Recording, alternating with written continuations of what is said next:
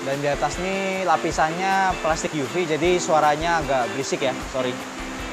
Nah, di video kali ini ada hubungannya sama air hujan. Dan kandungan-kandungan apa yang dimiliki air hujan kok kita harus memberi perhatian khusus terhadap kolam kita? Pemberian garam. Nah, pemberian garam ini untuk takarannya itu 1 kilo garam untuk 1 ton air.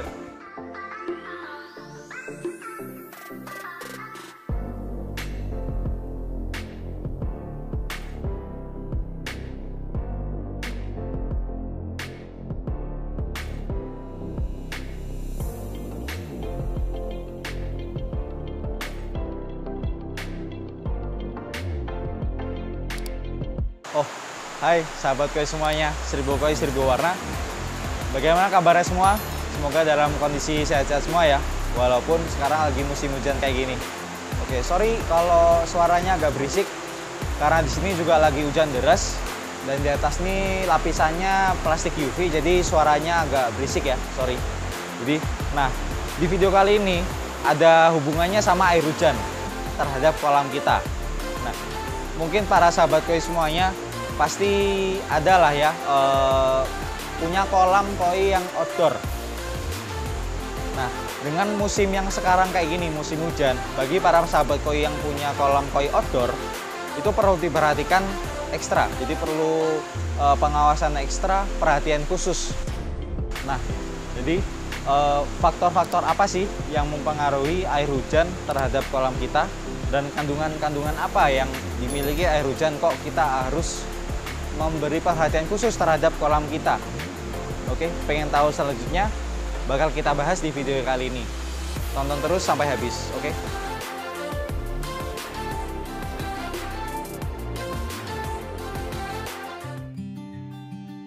Oke, jadi untuk kenapa sih faktor air hujan itu sangat mempengaruhi terhadap kolam outdoor kita? Dan kandungan-kandungan apa aja yang dimiliki oleh air hujan yang akhirnya kita perlu memberikan perhatian khusus terhadap kolam outdoor kita. Oke. Jadi efek dari air hujan terhadap kolam outdoor itu, dari kolam outdoor kita itu memiliki standar pH di angka 6 sampai 9. Nah, kalau misal kemasukan air hujan, dan karena air hujan itu memiliki tingkat keasaman yang tinggi, menjadikan kadar pH di air hujan itu di angka 5 dan menurunkan kadar pH di kolam kita menjadi turun atau menjadi asam. Jadi kalau semisal kolam kita terlalu banyak air hujan, akhirnya kadar pH-nya tinggi, banyak faktor yang mempengaruhi dari kondisi ikan yang kita punya. Contoh mungkin dari gerak-geriknya yang bakal berubah, atau bisa dibilang ikan koi bakal menjadi stres kalau kandungan air ini nggak sehat. Dan juga kadar oksigen yang ada di kolam ini bakal berkurang. Jadi kalau kadar oksigen berkurang, ikan bakal susah untuk melakukan pencernaan atau melakukan kegiatan yang seperti biasanya. Dan perlu diperhatikan lagi, untuk merawat ikan koi itu yang kita rawat bukan ikannya, tapi airnya. Maka dari itu kita harus ekstra merawat atau memberi perhatian khusus terhadap kolam-kolam kita. Bagaimana cara mengatasi kolam kita agar tetap sehat walaupun kondisi musim hujan kayak gini? Ayo ikutin terus. 1000 koi, 1000 warna. Cari ikan koi berkualitas, Ebisu Koi tempatnya. Ini dia cara mudah dan cepat berbelanja ikan koi berkualitas. Ebisu Koi telah meluncurkan aplikasi berbelanja ikan koi dengan mudah dan cepat. Mau cek stok atau mau belanja ikan koi kapan saja, di mana saja bisa. Banyak nggak koleksi ikannya? Tentu saja, ada satuan, ada juga borongan. Kalau mau diskusi dan konsultasi? Bisa, kami juga sediakan kolom diskusi. Kalau mau kirim ke sini? Bisa, pengiriman 1 kali 24 jam ke seluruh Indonesia. Kalau COD bisa? Bisa. Harganya? Tenang, harganya jauh lebih terjangkau. Segera download aplikasinya dan dapatkan kemudahan berbelanja ikan koi berkualitas di Ebisu Koi ya. 1000 koi, 1000 warna. Cari ikan koi berkualitas, Ebisu Koi tempatnya. Nah, oke.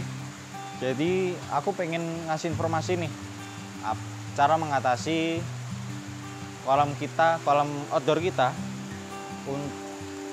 biar tetap sehat walaupun musim hujan kayak gini. Oke, yang pertama yang perlu diperhatikan itu mengecek semua elemen-elemen yang ada di kolam. Contoh ada aerator, pompa, dan filtrasi chamber. Nah, kenapa harus dipastikan semuanya itu?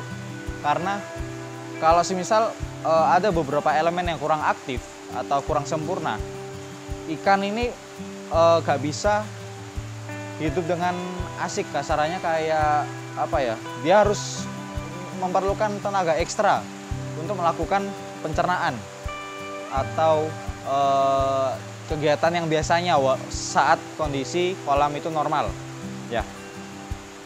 Oke, yang kedua itu perlunya pH buffer. pH buffer itu apa sih? Jadi kita perlu menambahkan media filter di dalam chamber kita yang memiliki fungsi untuk menstabilkan kadar pH di dalam kolam ini. Karena semisal kolam kita terkena air hujan, kadar pH itu menjadi turun drastis di bawah standar. Nah, kita perlu menambahkan media filter seperti contoh kayak karang jahe atau oyster, itu kulit kerang, itu perlu ditambahkan biar menstabilkan kadar pH yang dalam kolam. Nah, kalau semisal kadar pH dalam kolam sudah stabil, ikan bakal tetap sehat dan kolam itu tetap seperti normal atau seperti biasanya. Sahabat koi, sudah tahu belum cara pembelian ikan koi di aplikasi Ebisukoi? Mudah sekali caranya. Pilih ikan yang disukai lalu masukkan ke dalam keranjang atau bisa juga langsung tekan tombol beli. Jangan lupa cantumkan nomor telepon serta alamat pengirimannya ya, lalu klik ajukan pesanan. Setelah sahabat koi menunjukkan bukti transfer dan dikonfirmasi oleh customer service kami, ikan akan sampai 1 kali 24 jam ke alamat sahabat koi. Mudah sekali bukan? Ayo download aplikasinya dan dapatkan kemudahan belanja ikan koi berkualitas di Ebisukoi.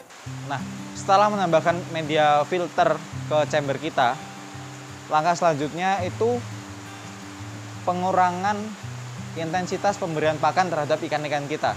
Nah, kenapa itu? Karena kondisi kolam kita itu tingkat pH-nya itu rendah dan kadar oksigennya itu juga kurang.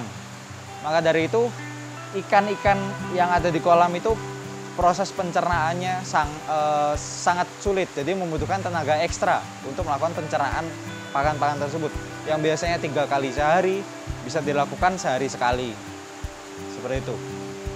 Oke, jadi biar ikan kita nggak terlalu ngoyo atau nggak terlalu kerja keras untuk mencerna pakan yang kita berikan. Oke. Nah, terus yang selanjutnya itu pengurangan air sebanyak 30% dari total volume air yang ada di kolam outdoor kita. Kasih air baru terhadap kolam kita, jadi airnya bakal fresh, airnya baru lagi gitu. Nah, oke, ini di tahap terakhir itu pemberian garam terhadap kolam kita. Nah, ini biasanya aku lakuin untuk kolam sawah atau kolam budidaya. Karena di kolam sawah itu nggak ada media filter, nggak ada aerator, nggak ada pompa, jadi semuanya alami. Jadi perlu ditambahi garam untuk menstabilkan, sama seperti media filter karang jahe atau oyster. Jadi untuk menstabilkan kadar pH yang ada di kolam kita. Nah, jadi itu tadi cara untuk mengatasi kolam kita tetap sehat saat musim hujan kayak gini. Oke, kalau semisal itu semua masih belum berfungsi, selalu sediakan tempat karantina. Semisal ada ikan-ikan kita yang bermasalah atau sakit, itu wajib dikarantina di tempat sendiri. Oke, mungkin itu dulu dari aku. Makasih udah nonton video kali ini, dan jangan lupa tonton juga video-video lainnya. Dan selalu ikuti terus video dari kami Ebisukoi Channel. Jangan lupa like, comment, and subscribe. Dan jika video ini bermanfaat, tolong bisa di-share ke teman-teman lainnya. Oke, sekian dari aku. Makasih. Sampai ketemu di video selanjutnya. Ciao.